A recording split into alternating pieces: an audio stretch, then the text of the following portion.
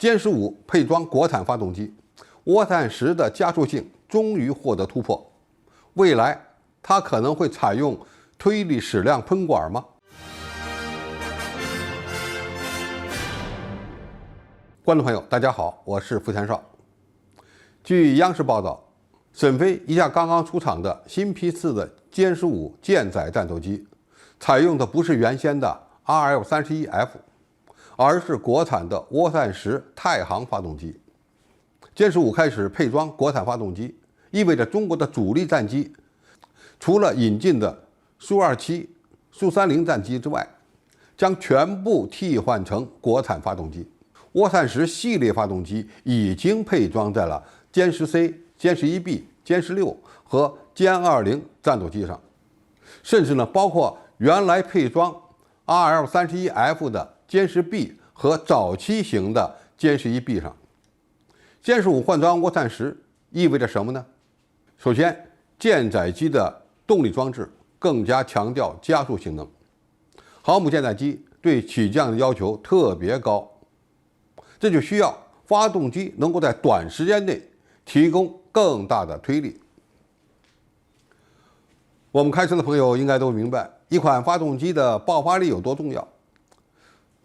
俄罗斯苏33的发动机采用的是 RL31F3 增强型动力装置，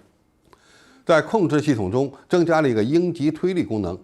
可以在短时间内将其加力推力增大到12800公斤。所以涡扇10如果能够配装到歼15上，这就说明它的加速性以及最大推力方面已经获得了明显的进步。第二，发动机在海上的工作环境相当复杂，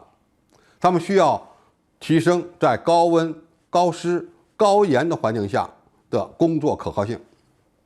歼15多数的时候都飞行在海洋上空，而不是陆地上空。舰载机包括发动机的各种主要零部件，同样要面对盐雾的腐蚀，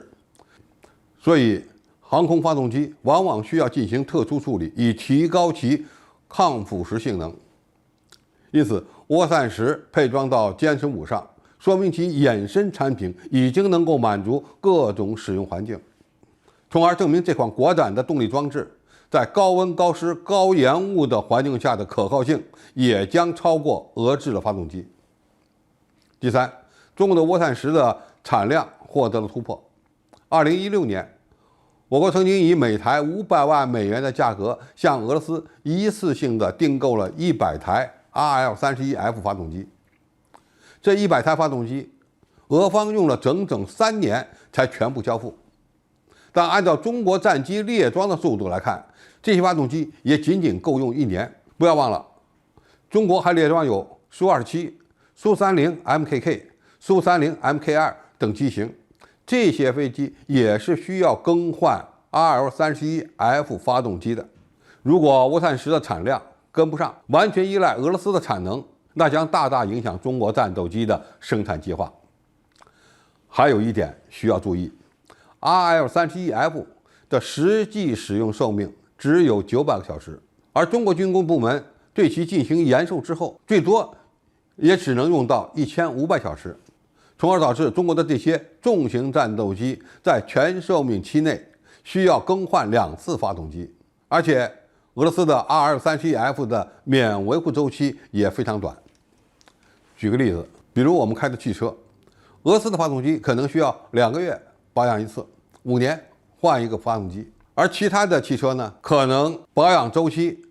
和更换发动机的周期都是它的几倍。相比于俄罗斯的 RL31F， 涡扇10发动机定期检修的时间和更换发动机的时间都大大的延长。所以从经济效益的角度来看，换上国产涡扇10发动机可以大大的简化后勤保障的复杂度。有网友会问，换装了涡扇10的歼15战斗机，它的性能会有什么变化呢？以后会不会换装3元推力矢量喷管呢？这个或许是可以预期的。换装新型动力装置之后的歼15舰载机将拥有更好的机动性能、更大的载弹量、更大的作战半径以及更高的出动频次。从而成为全球仅次于 F-35的舰载战斗机。总体而言，涡扇10发动机被装在了歼15重型舰载战斗机上，这意味着俄罗斯制造的航空发动机在中国的国产战斗机上已经失去了地位，同时也证明中国的大推力发动机它的综合技术性能已经得到了大幅度的提升。从珠海航展我们可以看出来，涡扇10还有2种配装推力矢量喷管的版本，说明其发展还不会停止。尽管我们今后会有更加先进的小涵道比大推力的涡扇15发动机，但是涡扇10系列仍然不会被淘汰，甚至有可能发展成为一款更加先进的大推力军用发动机。好，今天的评述就到这里，谢谢大家收看，我们下期再见。